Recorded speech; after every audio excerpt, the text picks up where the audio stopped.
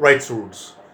Having completed the primary sources of data collection, primary sources, you know it, are the first hand information collected through various methods, right? In that, you also did various techniques of sampling as well as the census technique of collecting the data, right? There's another way, students, wherein the information can be collected, that is called as secondary sources. Now, what are these secondary sources? Let me just take an example for you all.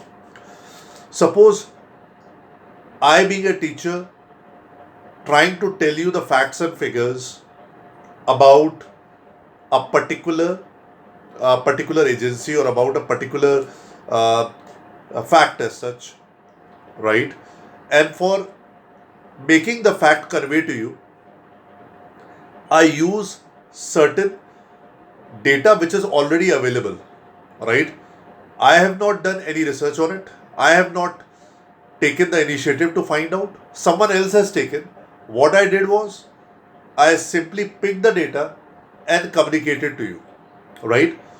So if I collect that information, let's say for example, information in the sense that you all are aware of National Education Policy 2020, just recently announced, right? Recommended by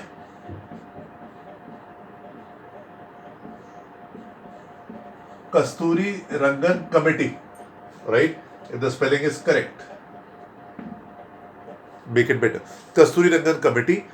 In that, whatever the facts and figures are given about the education standards and what medium of education we have been following, where we are changing, if these facts and figures are presented by the government first through this committee, then it's the primary data as such, right? Now, if I as a teacher borrow this and inform it to you, then it becomes the secondary data. Am I clear? One example.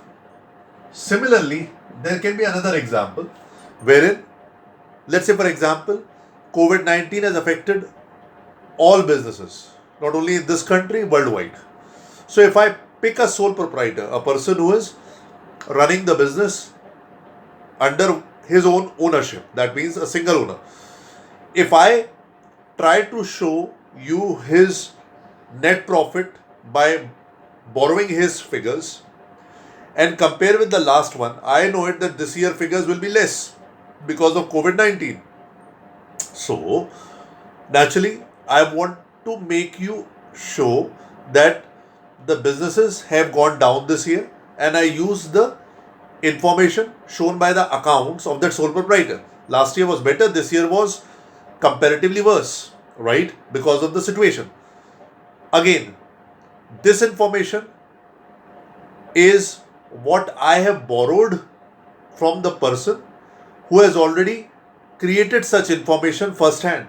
So those who created the information there with the sole proprietor, his accountant, or the proprietor himself, what they have done is they have created primary data for themselves. But as a teacher, if I simply borrow those figures and present to you, then it becomes secondary data. Am I clear? Right?